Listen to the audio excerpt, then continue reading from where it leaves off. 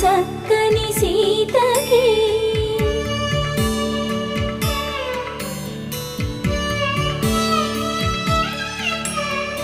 ఎర్ర జాబిలి చేయి